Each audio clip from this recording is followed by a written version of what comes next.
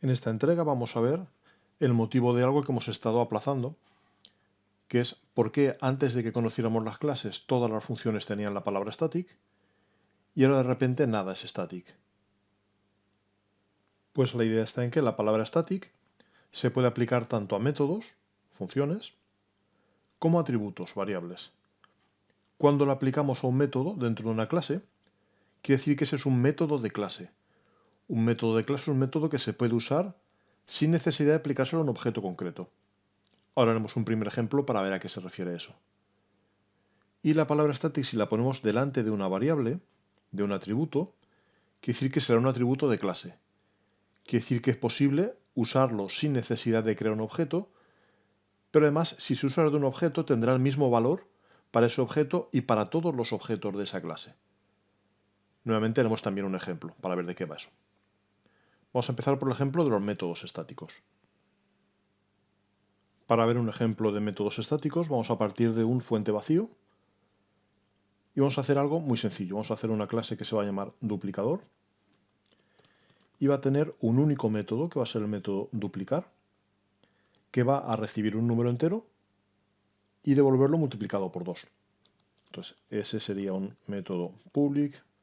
De momento va a ser static, como lo hacíamos cuando hablábamos de funciones. Va a devolver un entero, se va a llamar duplicar y va a recibir otro entero. Y su lógica interna va a ser simplemente devolver el valor de n multiplicado por 2. Es el tipo de funciones que hacíamos cuando estábamos viendo las ideas básicas de qué es una función y cómo utilizarlas. Para emplear la ladder de main bastaría con directamente, podríamos escribir el valor de duplicar, por ejemplo, el número 5. Aquí nos dice que no le gusta el nombre. Ahora ya sí. Tenemos la clase duplicador, tenemos el método duplicar, recibe un número, devuelve su doble y desde main lo usamos simplemente diciendo quiero que me muestres el resultado de duplicar un cierto número, por ejemplo el 5. Vamos a separar un poquitín la función de main. Esta es una función como las que hacíamos hace tiempo. Vamos a comprobar que se comporta correctamente, lanzamos y debería mostrar un 10.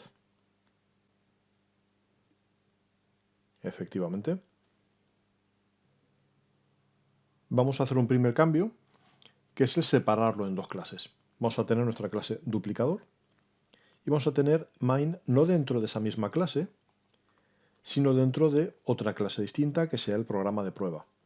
Entonces vamos a llamarlo, por ejemplo, prueba de duplicador.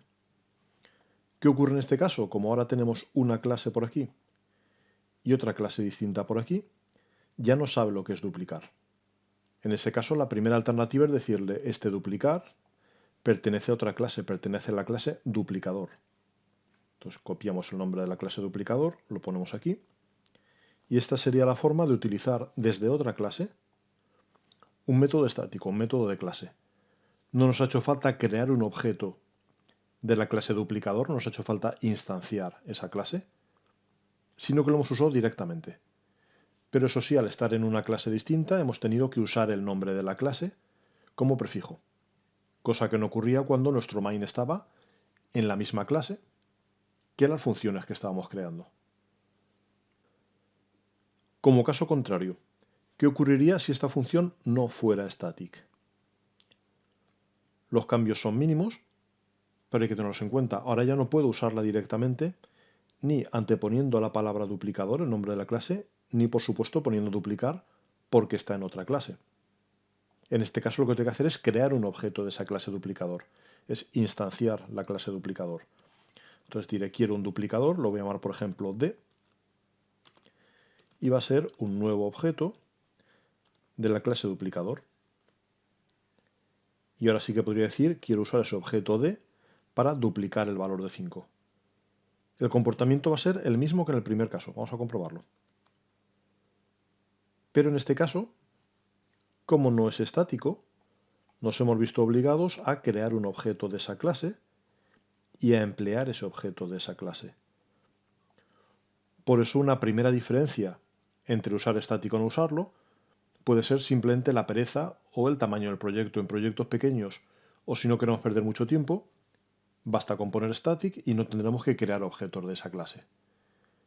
En programas más complejos en los que realmente haya objetos involucrados, los métodos por lo general no serán static. Pero insisto, en programas pequeños no será un problema. Será una forma de teclear más rápido. ¿Y qué ocurre con los atributos static? Pues vamos a hacer un proyecto nuevo. Podemos incluso sobreescribir este directamente. Vamos a hacer algo para que se vea un poco leído. Vamos a hacer, por ejemplo, una clase moto. Vamos a dar por sentado que todas las motos tienen dos ruedas siempre, cosa que no es real del todo. Entonces, de una moto podríamos tener, por ejemplo, pues un primer atributo. Vamos a poner los privados. Vamos a suponer que no vamos a heredar de ellos. Podríamos tener una marca. Podríamos también, duplicamos esta línea con control D, podríamos tener también un modelo. Y podríamos tener también una cantidad de ruedas. Y podríamos dar por sentado que las ruedas van a ser las mismas en todas las motos, y eso es lo que indica un atributo static, que va a ser el mismo para todos los objetos de esa clase, y decir que esas ruedas van a ser 2 para todas las motos. ¿Qué va a ocurrir entonces? Destruimos este duplicar que ya no nos hace falta, y en su lugar vamos a crear un constructor para la moto que recibiera los 3 valores. Para que así desde main podemos crear un par de motos distintas, jugar con ellas y ver en qué afecta ese static. Vamos a hacer una, por ejemplo, que pues reciba un string que va a ser la marca, otro que va a ser el modelo y un int que van a ser las ruedas. ¿Qué haremos para dar valores? Pues debería ser fácil. La marca, decimos que sea tomada de esa marca que me indican como parámetro. Para el modelo igual, puedo duplicar y entonces o bien uso el autocompletado o bien simplemente copiar y pegar. Y para las ruedas podría intentar hacer lo mismo. Duplico la línea, copio la palabra ruedas, pego la palabra ruedas, pero me regaña. Me dice, no tiene sentido hablar de las ruedas de este objeto porque todos los objetos tienen dos ruedas. ¿Qué tendremos que hacer? Decir, vale, pues si quito la palabra this, no consigo lo que yo quería. Estoy cambiando esta variable de aquí. Si pongo esta, por ejemplo, con mayúscula, sí que parece que funciona. ¿Vale? Estoy cambiando las ruedas, pero con toda la intencionalidad he quitado la palabra this, con lo cual estoy haciendo referencia a estas ruedas de aquí, a las ruedas que son comunes para todas las motos. Para comprobar qué va ocurriendo vamos a hacer también un toString que nos muestre datos de las motos. El toString, como ya sabes, será un override porque todos los objects tienen un toString. Me devolverá un string, se llama toString, no recibe ningún parámetro. Y lo que vamos a hacer es que nos devuelva, pues, por ejemplo, la marca separada por un espacio, el modelo, otro espacio y finalmente la cantidad de ruedas. Con eso ya tenemos una clase moto operativa. Ahora vamos a hacer un programa de prueba que cree un par de motos y vamos a ver cómo se comporta. Ahora en vez de prueba de duplicador va a ser prueba de moto static, por ejemplo, que recuerde que lo que queremos ver es qué ocurre con el static. Destruyo de aquí esto del duplicador que ya no tiene sentido. Y voy a crear un objeto de tipo moto y a mostrarlo. Luego crearé otro con una peculiaridad y lo mostraré. Vamos para allá. Voy a tener una primera moto que voy a llamar M1, que va a ser un objeto de la clase moto, que va a ser, por ejemplo, marca Honda. El modelo va a ser varadero y va a tener dos ruedas. Hasta ahí debería ser fácil. Si hago un console array line y digo que me muestre esa moto, como la moto y un toString, me mostrará la marca, luego el modelo, luego la cantidad de ruedas.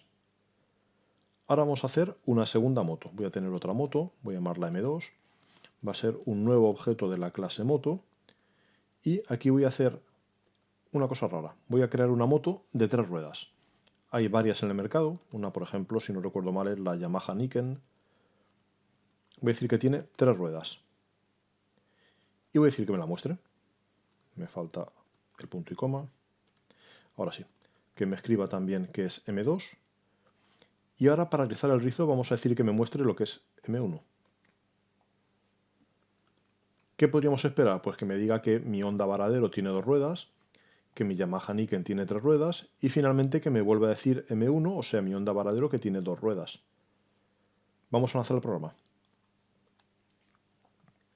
Y vemos que ha pasado algo muy extraño. La primera Honda Varadero, como era de esperar, tiene 2 ruedas, que es lo que le hemos dicho en el constructor. La Yamaha Niken tiene 3 ruedas. Pero la segunda vez que muestro la Honda Varadero no tiene 2 ruedas, sino 3. Entonces vamos a recapacitar un momento. La idea está en que un atributo static es un atributo de clase. No es una constante, sino un valor que se mantiene igual para todos los elementos de la clase.